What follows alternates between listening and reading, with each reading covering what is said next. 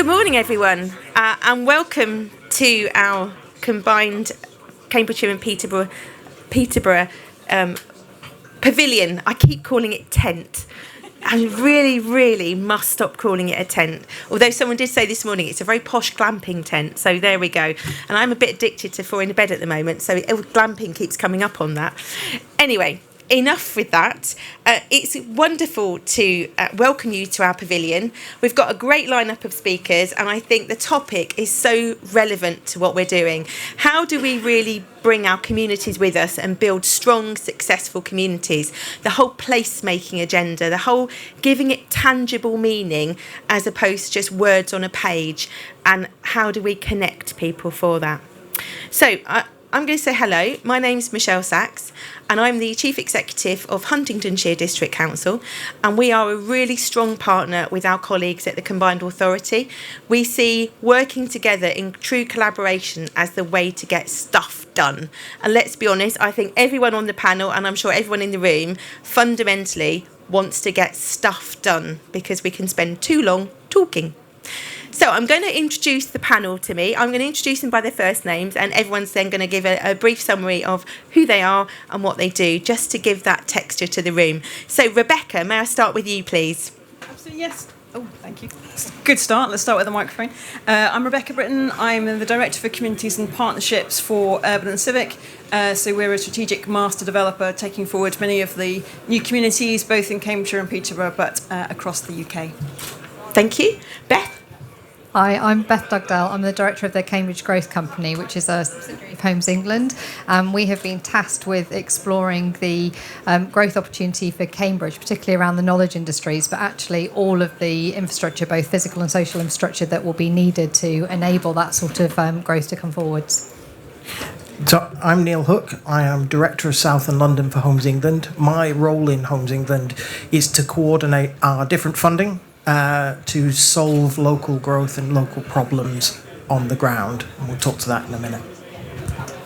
Good morning, I'm Simon Mattinson. I'm a Planning Director at Pryor & Partners. We're an integrated master planning economics consultancy. Long-standing relationship with this region, a really invigorating period of my career. We have developed a place strategy with Huntingdonshire. We've done lots of work with the Combined Authority around place-based objectives, and we're recently appointed with the Growth Company to prepare that evidence base. So I think there's some really exciting things we can explore around where this region and its real untapped potential can be taken. Thank you, everyone. And Simon, you've nicely dovetailed into the very first question I want to ask each of you to give your perspective on. So thinking about where we are in the UK and the huge opportunities that Cambridgeshire and Peterborough have, not just for our own communities, but actually to that wider UK PLC, what do you think the key opportunities are for our region in investing in building thriving communities, and what does that mean for our communities, but those investors we want to attract in as well? So, Simon, I'll start with you. Yeah, absolutely. I think as a planner, we're at a really interesting, pivotal moment. We've had a government come in and really talk about good growth and some serious targets behind that. But they've also upturned the planning system, the Planning and Infrastructure Bill, the English Devolution White Paper. Shortly, the Combined Authority, once those pass, will have the responsibility to prepare a spatial development strategy. This is the first time since the Localism Act was abolished that we will have that responsibility, that the Combined Authority will have a statutory plan-making power. And I think this absolutely, working in concert with the Growth Company, with local authority partners, really will reset the dial on how upstream we can give certainty to development. And I think it's that certainty which brings investment and what's been lacking. And I think parallel to that, we can have a much better dialogue locally, because people can start to engage in what development is coming where and why, and have a really good news story about that. So I think there's both a national and local aspect to that, which is really exciting. I think you touch on the importance of collaboration there, and that whole layered we take in Cambridgeshire and Peterborough, sometimes we're told we've got complicated governance arrangements. But what you've just described is that golden thread of how all of that links together. So Neil, from your perspective with Homes England, how does that make that interesting and attractive for you, in line with that why it's a place for opportunity? Absolutely. The agency is a national agency. We work across England. You can imagine how we are faced on a daily basis with the choice of where and how to invest and what partners to invest. And we have a strategic place partnership with Cambridge and Peterborough. In my region, it is the only strategic place partnership. And that is a route for the Mayor and us to coordinate our investment on all fronts and to help deliver local growth plans. And with the structure of Cambridgeshire and Peterborough Mayoral Authority, where, and I know yourself and the other local authorities have such a strong voice at the table, that allows us to feel confident that the true views of the community, the true views of local residents are reflected at the top table, and in turn the agency can have the confidence to invest alongside partners. And let's be clear, Cambridge and Cambridgeshire has some of the best industrial and investment opportunities in the country. It's a fantastic location and needs housing. And we're here to make that happen. And I can say, as a confession, as I confessed earlier, as a local resident, and Michelle is my chief executive there, I can say with all authority that that's absolutely true, that those local voices are at that top table, and that's just brilliant. Thank you, Neil. And I think sometimes when we talk about communities, we talk about building strong communities, but actually, where is the voice of those communities? And we'll perhaps touch on how do we make growth attractive to those communities as part of the debate. Beth, may we have your perspective?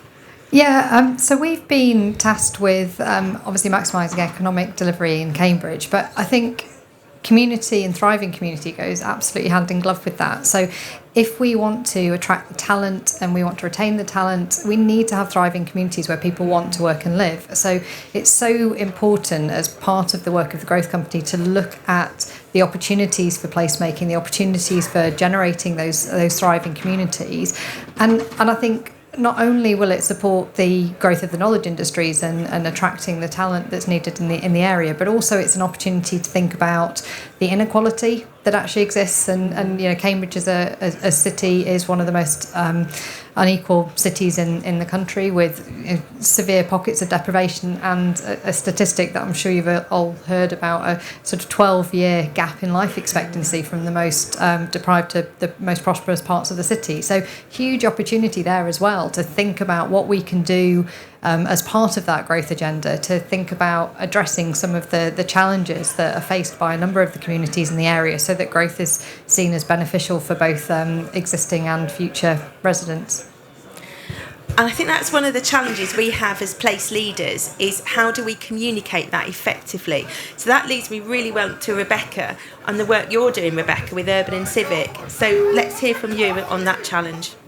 I will talk a little bit about the investor side first, because I think I was just reflecting on that point around why Cambridgeshire and Peterborough, and I was thinking, you know, the guys who set up Urban&Civic, Robin and Nigel, first hit ground at Auchenbury, looking at an old Cold War airfield in about late 2008, 2009. And when I think about our journey of, yes, then taking forward Auchenbury Weald, but then looking at two other big strategic locations, it was because it is a fantastic place to invest and to grow. And that's partly because it's got, you know, very strong links to London. It's got economic resilience around enough people who have good jobs that make the commutability makes that, you know, you always have places to sell. Robin and Nigel always viewed the fact that having done big schemes in London, actually to deliver the housing numbers that were required by government, it needed to be new towns looking at strategic site development. Cambridgeshire is blessed with so many old airfields that I think between Northstowe, you know, Whitton potentially in the future, Auchenbury Weald, obviously Waterbeach, you know, there is a real opportunity to look at some of those. I won't say blank canvases because they're not blank. No. They've got communities around them, they've got listed buildings, they've got habitats, they've got species around them, and so, but they are a canvas that provides an opportunity to really, I think, yes, create a quality of place, but to do it in a way that respects what people love about Cambridgeshire and Peterborough. So it is around the fact that Cambridgeshire and Peterborough is well connected, but it needs new connections to enable those new places to come forward. It is around the fact that people want to live there because the quality of green space, the Great Fen, the different nature reserves around the area are fantastic. They need to be protected and brought into some of the new green space that can come forward with the growth of new towns. And I think then what's also critical is working with local communities to bring those places forward. Cambridgeshire and Peterborough has had, pro-growth local authorities, but really pro-growth communities as well. I think partly because everyone has worked hard to make sure that people do start to feel the benefits of that. Now we need to go further with that, but some of the construction jobs and skills initiatives, some of the work that we're doing with the enterprise zone for opportunities in north of Huntingdon to come forward into jobs, some of the work that we've been doing with the Wildlife Trust about improving the BNG delivery within new places. These are all lessons that have been learnt incrementally, I think, by Cambridgeshire and Peterborough through Camborne, through Northstowe, through Trumpington, now through Auchenbury and Wintringham and Waterbeach. There's a thirst for improving the quality of life, the quality of place, and making sure that the growth really does deliver for everyone. And in a way, this is a real opportunity to think about how we go further with that, but there's a really good foundation to build on. So actually, that does lead me. It's that whole keep driving communities, and you touched on there, Rebecca, the benefits of growth. So let me ask this question to all of you, and we'll start with you, Rebecca, this time and go down. Growth can be scary for our communities. If you're a smaller village or you're a town that's looking to have an extension of housing or employment land, those who live there can feel scared by that, and it is a natural reaction. And Simon, you talked about, I'm going to be terribly biased, but Huntingdonshire's place strategy. We've developed, and that was a co-designed, co-produced with our communities, our stakeholders, and we've got 5 journeys there that we use as, when we talk to people about growth, we use that to say it's not scary, because picking up Rebecca's points, it's about showing inclusive economy. There are skills and opportunities. It's about improving the place you live to drive pride in place. It's about better health connections. It's about better transport connections. It's about taking what's there and turning it, improving the environment. So actually, what's not to like? So I'm going to ask each of you now, Rebecca starting, because you really touched on that. How do you think we should start to involve the communities more? Or where have you got good examples of involving the communities that starts to really unlock the understanding and appreciation of the benefits, as opposed to just that first, it's scary? It's a really interesting question, because I think one of the journeys we go on whenever we're working in a new place is the fact that, particularly with strategic developments or new towns, because they are big, they are more scary than any other type of growth. But actually, when you start to talk it through with communities and understand what the challenges are, they are also the answer to some of those challenges that have come from the kind of incremental growth that's happened in other places. So whenever we talk to people, it is around, the fear of more cars on the roads. How is that going to work? The GP surgery is already overrun. How is that going to work? When you're able to deliver growth at scale, you can actually tackle a lot of those challenges, because you will be delivering a number of primary schools, a secondary school, a big health centre. There's obviously a lot of work to then do with the local communities and the local authorities to make sure you get the timing and the phasing of that right, so that you use that capacity if there is some there, but you also then plan in that early infrastructure and the new amenities that come forward, and ensure that people are involved in being able to access those. Yeah. What we have found is, one of the hardest bits about new communities is early activation, because everything works well when you've got 2,000 residents, but actually when you've got 200 residents or 500 residents and the infrastructure is often pop-up or subsidised, it's really hard to make some of those bits work. But that's when your local communities can actually be a part of shaping those. They can be using some of those early amenities, but also making connections with the new residents moving in and making it feel like a cohesive community. I think one of the bits that we've been working on is also making sure that ongoing engagement is not about the statement of community involvement that you put in an outline application. It's an ongoing process of engaging people, yes, on what the vision of a place is, yes, what the outline planning application says, But beyond that, keeping in touch with people about what's being delivered, making sure that the views, because views also change when we start off with a new community, you're talking to villagers around. 2 or 3 years in, you're talking to residents as well as the villagers around, and that changes the demographic, it changes the nature of the conversation. So keeping that flow of communication and information exchange going right through the process from way before you start, ongoing basis. And we've been doing some work with the Quality of Life Foundation as well to kind of check in with resident reviews around both the existing and the neighbouring communities. How are they feeling the quality of life? Is what was designed delivering what it should have? So just keeping that process of engagement is really key. And from that, you find opportunities, whether that's apprenticeships, whether it's local charities having space and meanwhile uses, all of these things that bring benefits come from ongoing conversations and engagement. So that's key, isn't it? It's an evolution of the conversation as opposed to a static conversation that just takes place once. Yeah, because what was right in 2014 for Auchenbury will not necessarily be right for 2025. Absolutely. So the core foundations are there, but there has to be a kind of evolution of the plans as well. Absolutely. Thank you, Rebecca. Beth?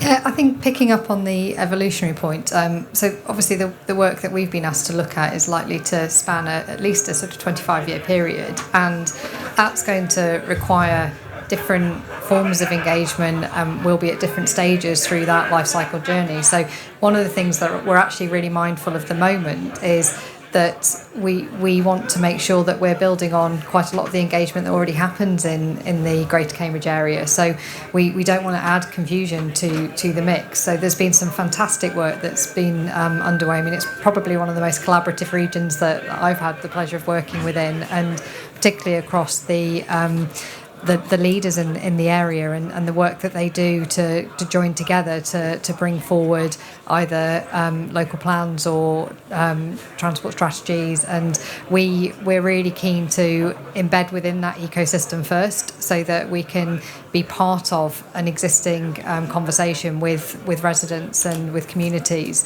and with business and stakeholders. And I think that's the stage we're at the moment. So we're not at a stage of sort of saying, well, growth is going to be on this site here.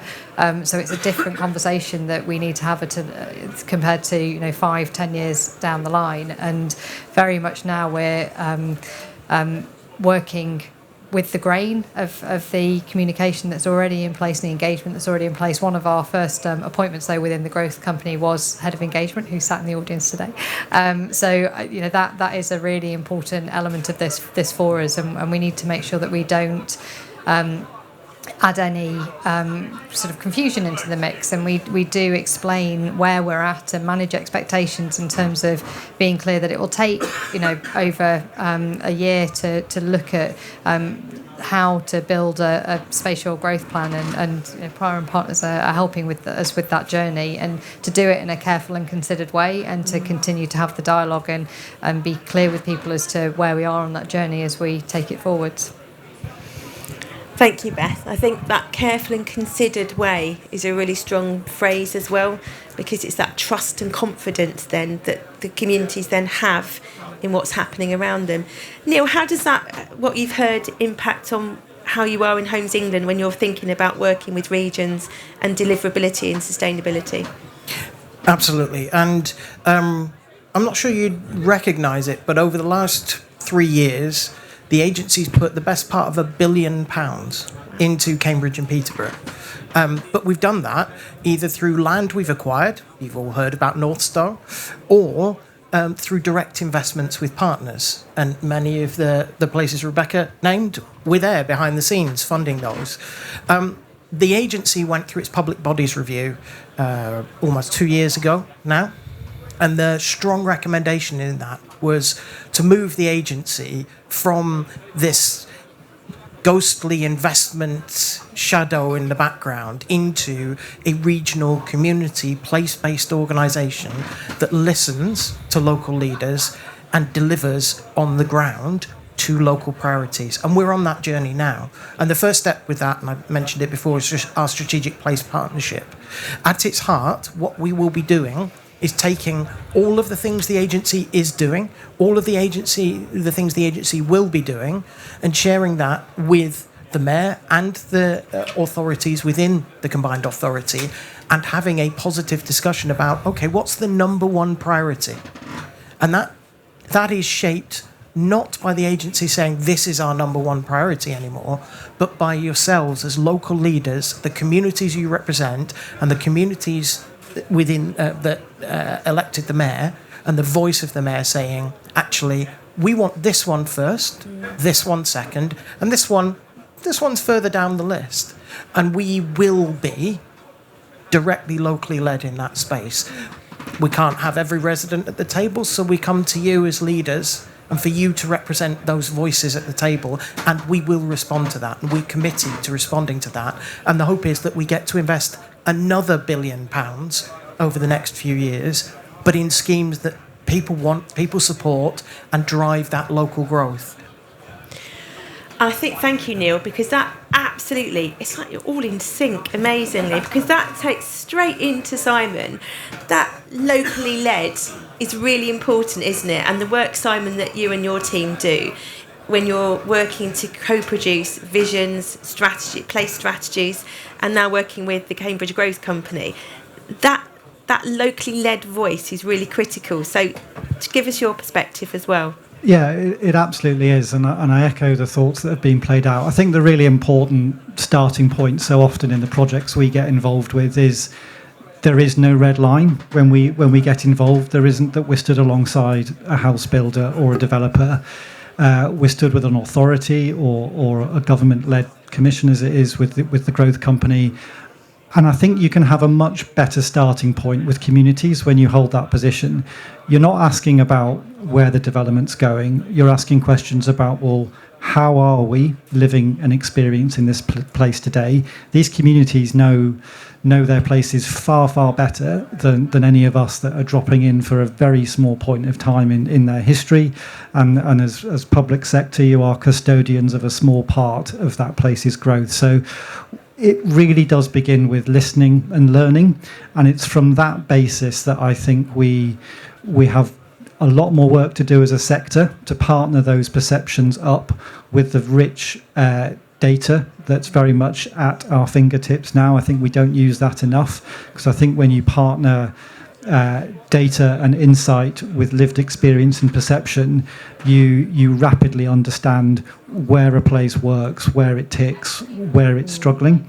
And I think once you have that basis, you can start to really engage in some quite forward-thinking discussions. So the work we led with Huntingdonshire, that was a room full of developers, investors, but also community groups, statutory consultees. It was deliberately mixed because you want to have that dialogue earlier. You want those points of difference to come out. They are to be embraced. It's the only way we can start to find consensus around development being a good thing, because so many people, their starting point is development means homes means drain on infrastructure, I'm not sure I want this.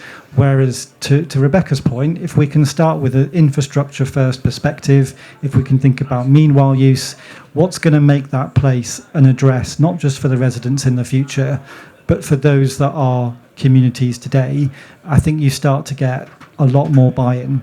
So I think the journey that we're on, the growth potential of this region, it has to be done in a very considered way, and the honesty to that early dialogue, where people truly believe they're being listened to, is absolutely imperative. So I think a lot of people have said, well, you must have a plan already to various, and it's true. There's ambition, but there's no plan. We need to work that one through with all of the stakeholders and all of the partners. So co-production and listening and learning is a fundamental building block for me. I think that's a really common theme we've heard. That comes back to Beth's careful and considered. It comes back to Rebecca in terms of that managing expectations and early activation, because you want to retain that trust and confidence, because that's what then brings a community to give you the ideas back to make it even better. Thank you. I think I'm going to now move on to Neil. The fact that there's been £1 billion already invested, and I think we've all heard the potential of another £1 billion. Not any pressure there, Neil, but heard that. Let's look at and explore how the impact of that investment ripples out through the rest of the wider region. So we've talked about some key sites. Rebecca, you've named a few. There's a few across the whole of our region. But how does that impact of that £1 billion reverberate around some of those communities that are not yet feeling or have the opportunity for growth? So I might think of Whittlesea or Wisbech, as an example, in our northern Cambridgeshire area that perhaps isn't yet in that cycle of where those direct benefits can be. So who shall I start? Neil, I'd start with you because you had the £1 billion tag there. So how do you see that rippling out? Well, I think not to cast it to other people in the room, but we're working with Judith and others and Richard on the CPCA team to work with their local growth plan. The idea that the agency will respond to the priorities of the local communities and invest in particular areas, but the morality and the authorities across the region will say, okay, if you're investing here, what does that mean for transport? What does that mean for our economy? What does that mean? And how do we leverage those things? How do we make sure the right things are delivered in the right places and that the impacts of those things are a net positive across the piece? And that's about local coordination and local growth and listening to local voices again. I would say I couldn't understand as a national agency, but I have a slight advantage in that space. But it's right. The agency isn't in the space where it's coming in and saying we're going to impose, because we've done that before and it creates islands and pockets. Instead, we're here to work in partnership, and that partnership is focused on the additional benefits. So how do we create the housing to support the levels of growth in the life sciences industry or the agri-tech industry? Or how do we create residential hubs that create enough residential hub for new employers to move into the region and be attracted? The agency stands ready to do that. And you challenged me on the £1 billion. The money exists, and the agency is looking forward to future funding rounds in exactly that space. And Cambridge and Peterborough, I cannot explain to you enough how well positioned it is to access that.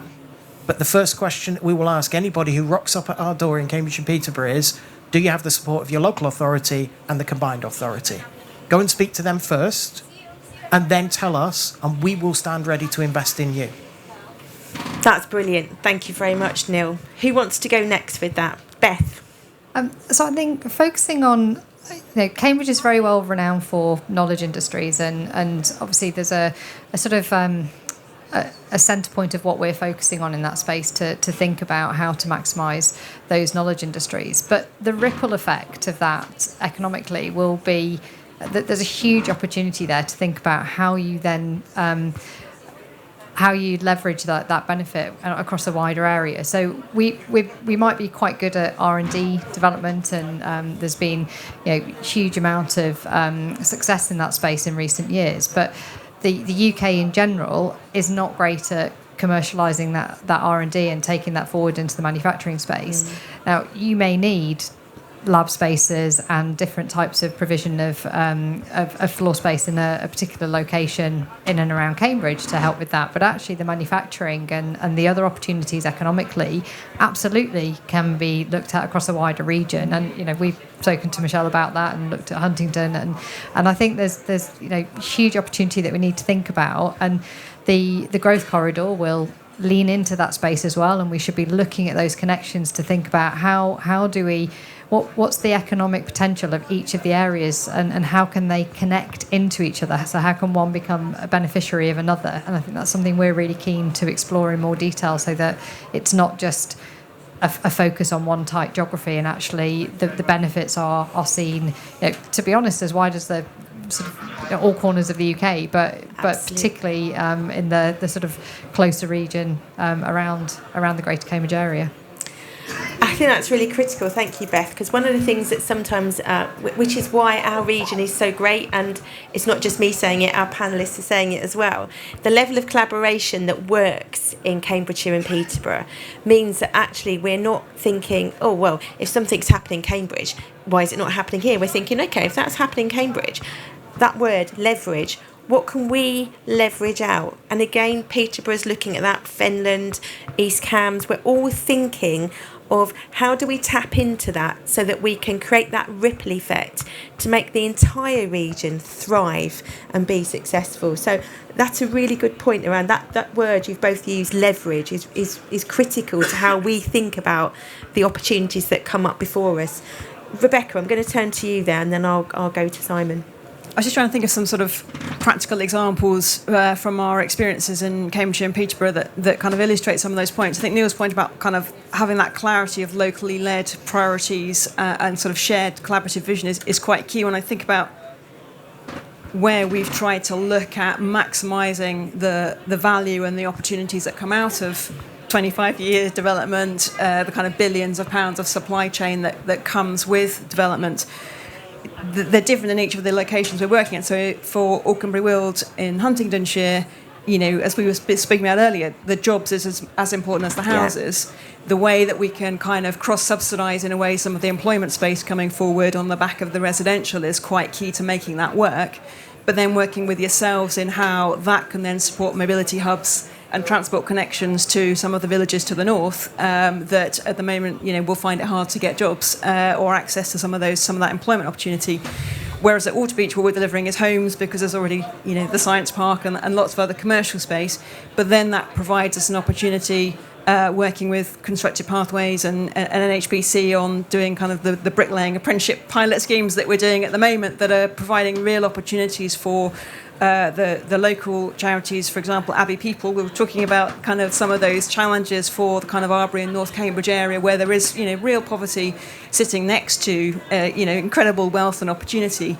So each of our St Neots is a good example similarly where actually bringing forward homes that support the town centre of St Neots is key, but delivering walkable, sustainable local centres, local shops, local amenities is important within the eastern expansion. So I think working with your local partners to understand the priorities, the gaps that become an opportunity to fill, that start to bring real tangible benefits to people is quite key. And I think that will be different in each place because it will be informed by local communities, by local partners who have that understanding. But I think the key thing is to have that vision to commit to those. I guess part of the challenge going forward is that some of the way development is funded, the Section 106 and Community Infrastructure Levy have an opportunity, but we're trying to leverage some of the kind of social value commitments as well from our supply chain to ensure that whether that's kind of gifts in kind, whether that's working with money or space, or whether it's making sure that those opportunities come forward for work placements, work experience, apprenticeships, jobs creation that comes out of the investment. We have to be as good as our word on that if what we're going to deliver is good growth and the opportunities that really sort of spread that dividend across Cambridgeshire and Peterborough. I'm going to come back to social value and skills because there's so much we could unpick from every comment that everyone makes. We could go down a whole new route in terms of exploring, but we'll come back to that. Simon, have you got any last observations in respect of I think it's quite aligned to the point you made. I think what are it's seeing the indirect benefits of development. I think we're really good, as I said before, as measuring development by what happens within that red line and looking at what comes out the ground. What actually development provides is the opportunity to capture investment. So the growth being talked about through this region is at unparalleled levels. But what will that mean for training in skills and job opportunities, social infrastructure, amenity, investment in green infrastructure, all of these things which can frankly only be enabled sometimes by welcoming the level of growth that this region is embracing, I think is how we have to reframe the story, because it's so much more. And Rebecca and the team at Urban&Civic are one of the few left in the country, I think, that are doing this really well. So it's quite interesting to see some of the new joint ventures which are coming through, because it's patient investment, it's patient capital, it's being real custodians of place. That's the only way you enable this, and we can't expect the house builders of the country to do that. That's not their job, it's not their remit, it's not their business model. So how do we create the conditions for house builders to be house builders, and then money to flow properly and stay within a region? And I think that isn't all going to be about housing and growth. It's all of the other pieces that make a place work. I'm just going to take your phrase there, custodians of place. Now that is really critical. You know, we talk about placemaking, and actually that is such a key. Lots of us talk about placemaking, and then actually when you pin it down, what does it really mean? Custodians of place. So I'm going to embarrass Rebecca now. When I first joined Huntingdonshire, which is nearly 2 years ago now, in fact, the week before, I came and met Urban&Civic with some of the team, and we had a tour around Auchenbury. And I was blown away by it, because that curation of place, the detail to the play areas. And I kid you not, I went home and I said to my husband, I have got to show you Auchenbury Weald. He was like, you want to take me to see a housing estate? I was like, yes, seriously, come with me. I have a very patient husband. He went, oh, God, all right then. So we went around and I drove him around. And I was going, look at the play areas, look at the play areas, look at the quality. And actually, so I can see what you're talking about now, Michelle. And he doesn't come from, he's not in this world, he's an accountant, so apologies to any accountants. But and he could see that. And I think when we use that phrase, it comes right back to our fantastic planners at the start of the process in terms of what are we trying to create in terms of a place. Mike Gildersleeve said here last year in the Pavilion, we should stop talking about units and start talking about homes, because that's what we're doing. We're creating homes, which then is the whole journey for our communities to thrive, because once you've got a safe space to live in, your life opportunities are different. So I think we should take that phrase and really think about it. And I think you're right about Urban&Civic. You really do live and breathe that, and you can feel it when you're in those spaces. So thank you, Simon. Thank you, Rebecca there. I'm going to take us back to social value, because I think that's a really interesting one. Again, social value is one of those phrases. Let's be honest, we've been bandying around social value for years. Ever since the contract, I remember I was at Staffordshire and the contracts changed, all the regulations changed, and suddenly we had to capture social value. And for a long time, let's be honest, it's been a little tick boxing exercise that we think, blimey, we've got to show it, so quick, get some stats down. But I think the last few years, social value has actually changed. And I think some of the points you made there, Simon, around what actually is it tangibly delivering. Rebecca, you touched on it with jobs, apprentices and etc. So really I'd like to just ask each of you again a really good example of a scheme that you've seen where we talk social value, but actually you've made it come to life with real tangible benefits. So Beth, I'm going to go to you first of all, if that's okay. Yeah, I think one of the things that is changing and changing for the good is looking at some of the schemes like Old Auchenbury and thinking about how actually you create value through the sense of creation of a place. And I don't think that was always the way with how, and isn't always the way with how development is taken forwards. And that needs to be more at the forefront of our thinking, so that some of the sort of lost leading development actually comes forward first. Because if you can create that sense of place and you can bring people in, actually that leads to far more value later down the line. And it's a different approach that not everybody is taking forwards. There are some really good examples of it. I'm sure if Peter Freeman was here, he'd talk about the fountains at King's Cross and how that had such a massive impact on the sense of place and bringing people in and starting to actually create a place, not just buildings, and that really needs to be at the heart of what we're trying to do, so that we look at what it is that attracts people and brings that community together and brings the footfall together, so that actually not just thinking about the sort of built environment, but the social environment. And I think that's when you start to think about the capturing of social value. Actually, I agree with you about the changing nature of social value. I did a dissertation on it 20 years ago, so and I feel like that would probably just go in the bin now compared to how we discuss it in this day and age. So huge opportunity, though, to think about not just the sort of place-making side of it, but also then the longevity of that place and how you do bring those skills and apprenticeships and opportunities for the community, so that and stewardship of these places over a longer time period. I think having organisations that are willing to take that longer-term view, so that there is some sense of security for communities as well, that this is going to be here in this form for quite some time to come, and it's not going to be just it's being developed and then left to sort of go to ruin or anything. So I think there's that long-term outlook, and also prioritising value in a different way, because it actually creates financial value at the end of the day as well for communities and for the actual developers and master developers in the space as well. Beth makes several really good points there. That stability of a partner being in place for a long time. It's back to, again, careful and considered, building trust in your communities. If there is a perception that a developer has built and run, there's no sense of commitment perhaps to what the place then continues to be. So that really does create that trust and confidence. And I think pride in place, talking about the fountains at King's Cross, it's that pride in place. It's I'm proud to live where I live. And again, it's how that makes you feel as a person. And once you start tapping into how people feel about their place, you really are hitting the sweet spot there. I'm going to go back to Rebecca. Sorry, Rebecca, because you talked, Beth, about loss leading. And actually taking those initiatives, that is exactly some of the examples that Urban&Civic do, Rebecca, in terms of how you take that approach to building communities. So perhaps a couple of examples, please. Yes, absolutely. I was already with my jobs and skills thing. Well, sorry. no, it's fine. We'll do meanwhile, and I might just do a little bit of jobs and skills.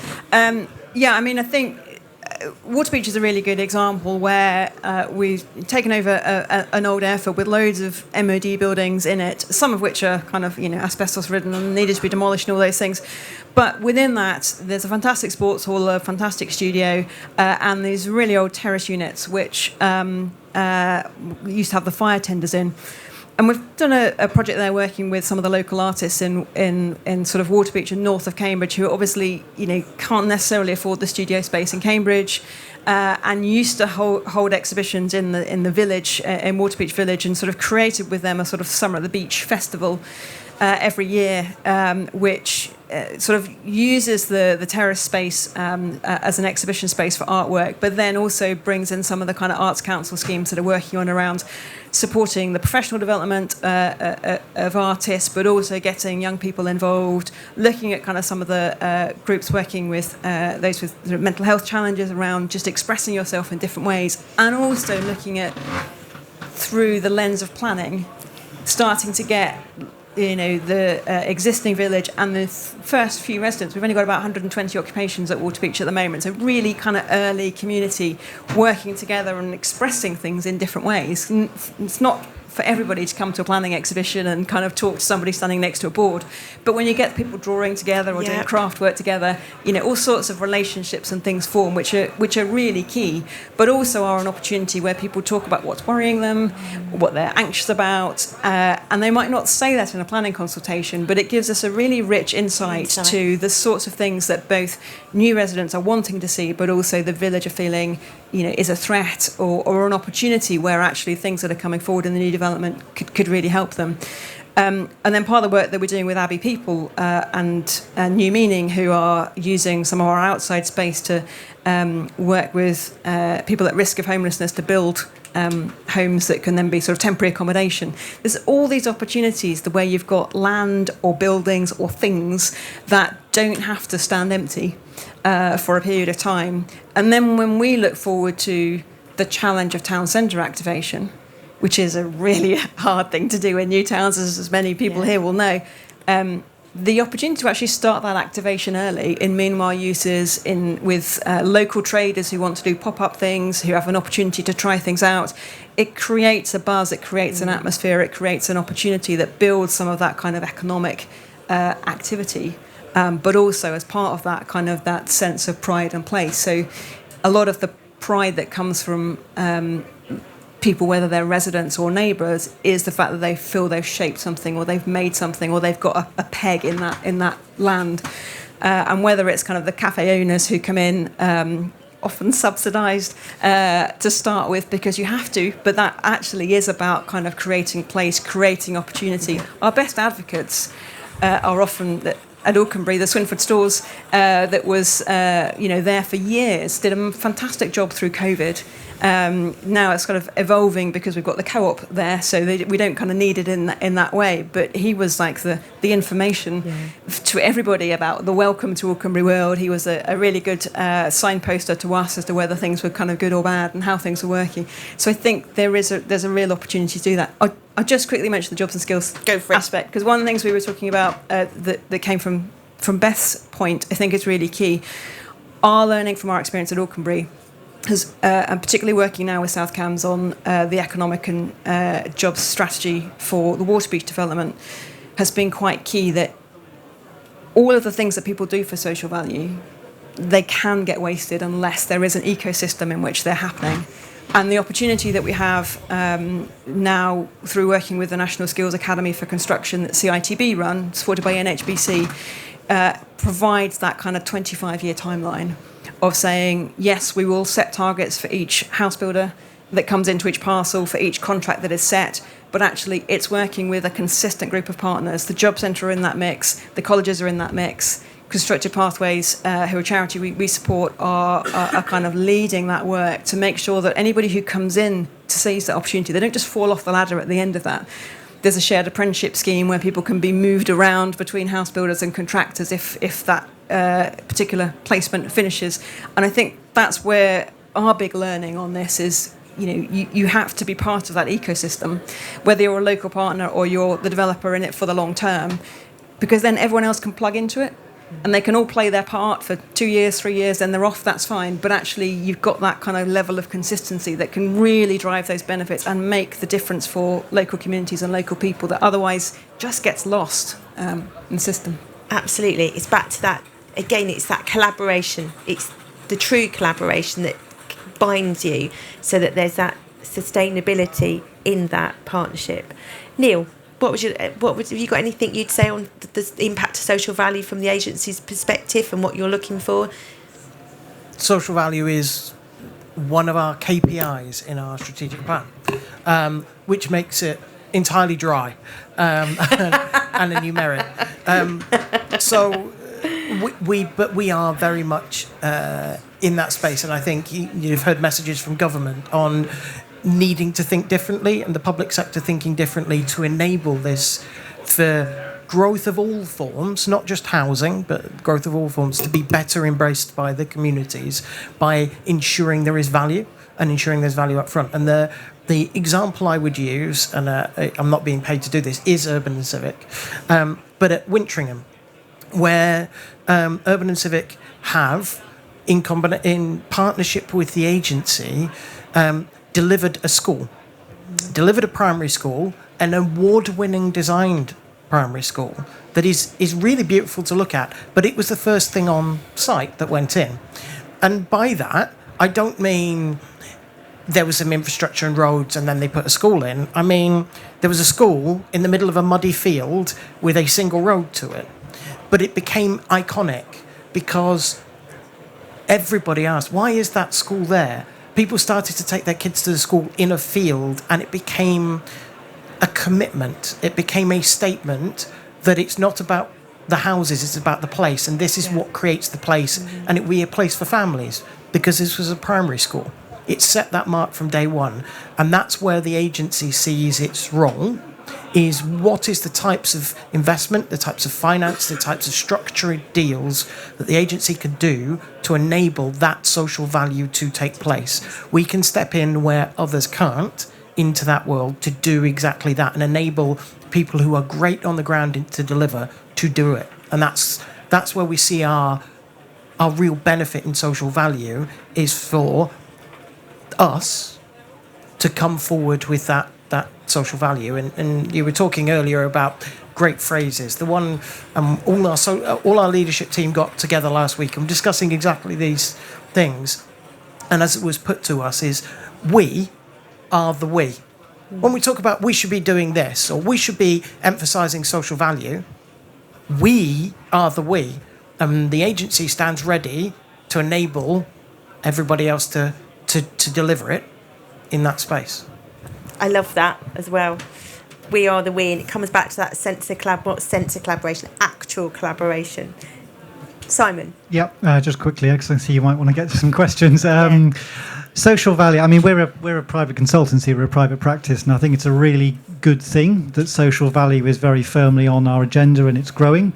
I suppose we have to be really honest that it's in with every tender we submit where there's a social value question, and you normally get about 3 or 4 weeks to decide what that offer's going to be, and it's a really meaningful part of the marking process. I think for us, we are adverse to effectively an offer which is a kit of fairly sporadic parts, because I think it ultimately becomes a burden for the client to impact and deal with. So where it comes back to with us is how early can we understand that community, the place in which we're going to work, and start to put a package together which makes sense of something that we can seed and leave behind, because our role is short and sweet at the end of the day as planners and master planners. So I think urban regeneration schemes are always easier. There are places that you can take space, community can take hold of it. It becomes something far more than just one use for the purpose that we leave. Greenfield is harder. I think the examples of when you have hangars and the like are fantastic, because you need space. But I think the key message and perspective from ourselves as a consultancy is, how quickly do you stitch that story together, which is for its place, not just a package of social value that we want to have a tick box exercise on, because I think that just completely rails against what we're trying to achieve. So it's got to be place based. It does. You're right. That's very true. It is. Otherwise, it is a tick box. Now, I've been very naughty because I've hogged the questions. So we've got time for one question from the audience. So who is the golden ticket in the audience who wants to ask that question? I can't believe you're being so shy, because otherwise I could go on and on. There, we've got our golden ticket. Thank you. Who's that? Is that did I see that? Is that Heather? Hi, Heather. Heather Pugh from David Locke Associates. I suppose it's questions for all the panel. One of the things that we find as a sort of planning and master plan practice is sharing lessons learned from one place to another, and we find ourselves invariably in the work that we do with Homes England, the work that we do with others, trying to sort of instill in local authorities elsewhere in the country those best practice. If you could, for each of you, sort of summarise how you could get that messaging across quickly and more sort of equitably, and really instill that into the other local authorities in other areas that might be sceptical about why they can't do this in their areas, what would it be? Okay, so I'm going to say a minute each, because I'm under strict instructions from the back to be prompt. So, Rebecca, we'll start and go along. I say show and tell. The best conversations we ever have with anybody is come and have a look at the sites and have a really kind of warts and all conversation about what's difficult, what's been achieved, how it's been achieved. I think it is really hard to do it in concept, and it's very hard to sometimes remember some of those lessons, whereas I think we do quite a lot now where we host a local authority visit or a partner visit where people will come either to our rugby site or to Walkenbury Weald or to Waterbeach, do a bit of a kind of brief from us and then go and have a walk around. Often our consultants are involved in some of that. David Locks have been involved, JTP, others in some of those sessions, and Bradley Murphy Design as well, particularly on kind of the BNG delivery. And I think that enables a whole series of conversations. The best bit of those are the tour, because you get everybody who didn't speak at the thing just saying, long-term stewardship, how does that work? You know, all these sort of things that are layers and layers of conversations. I think the best way of doing it is just to see it and to have those conversations up front. You know, there's ways, I don't know how else you can bottle some of that, but we're always happy to do that for anybody who wants to. And they absolutely are. Beth? I mean, I don't think you can beat sort of face-to-face and doing that as Rebecca's set out, but I also think that we need to leverage the digital world better, and I think AI better, and I think there's huge opportunity in that space for us to lean in and have more informed decision-making and share through those formats now in a better way than we've managed to do to date. From the agency's perspective, and not giving away too many dark secrets of how we make decisions, but as the signer of many of those decisions, there is a literal box on it which says, what are the lessons learned from similar projects, good and bad, and how have you incorporated these in? So we take our national learning from across and reflect that back into the projects and reflect that back through the teams with their engagement. We force ourselves to make sure that we've done that, because for that reason we need to get better, we need to do things better. Thank you, Neil. Brilliant. I think that notion of show and tell is key, but I think while face-to-face is absolutely brilliant, we shouldn't forget that our world is smaller than we think. So we're a practice that works globally. We're working on the west coast of America. How can we bring those insights back to the work we're doing in Cambridge? So actually at the start of a project with public and private sector, for us, it's about challenging and testing the brief which is in front of us. And sometimes the best way to do that is to be tested by voices that you wouldn't expect to be tested by. So I think something we should always remember to do is just not kind of jump into the commission that's in front of us that we wrote a response to, and actually just take that moment to go, this is the right thing to do, isn't it? And can we actually be challenged in a really constructive way right at the outset? So yes, face-to-face, but also that digital piece and learning from the international stage is key. Thank you. Thank you to a marvellous panel. So I'm being told to wrap up. So I'm going to summarise really what I think we've heard today. And I'm going to be completely biased about how fantastic Cambridgeshire and Peterborough is. Many of you will go to many pavilions, many other speakers, and we will all be telling you we are the best place in the country for you to come and invest. But here, I think you have heard what makes somewhere successful, what's going to get delivery off the ground, what's going to actually have an impact. It always comes down to collaboration, true collaboration, and the ability to work with each other. Take that level of maturity that sometimes partnerships are challenging. I think, Simon, sometimes the voices you hear might not want to be the voices, the words you wanted to hear, but you have to take it on board to deliver successfully. So I'm going to challenge you that when you're out and about listening to others, just think about what our panel, and they've not been paid, have all said about the level of collaboration that exists in Cambridgeshire and Peterborough, and take that and think how special that is, and actually take it away and come back and ask any of us in the pavilion for this week, follow us up afterwards, indeed any of our panel members, and follow up to say, okay, I want to hear more about Cambridgeshire and Peterborough. I want to hear how to get into the party that you're clearly all having, because seriously, when there is such competition, you want to do business with people that you get on with, that people respond, that people are collaborative. I'm going to take Rebecca's phrase, where there are gaps, we turn them into opportunities and we make them work. So can I ask you all to give a huge round of applause to our fantastic panel. Thank you very much, everyone. And then, as I have got the microphone for the last second, Chair's prerogative, if you would like to sign up to Huntingdonshire's Invest in Huntingdonshire, take a sample of gin and then get our newsletter regularly, and you'll hear all that's happening in Huntingdonshire. And the last thing I'm going to say is, picking up Beth's point about digital, go on LinkedIn and tell everyone else how amazing it is in Cambridgeshire and Peterborough, and they want to be coming and take a look. Use LinkedIn as a digital platform to talk about placemaking in Cambridgeshire and Peterborough. Thank you very much, everybody, for attending. You've been a fab audience. Thank you.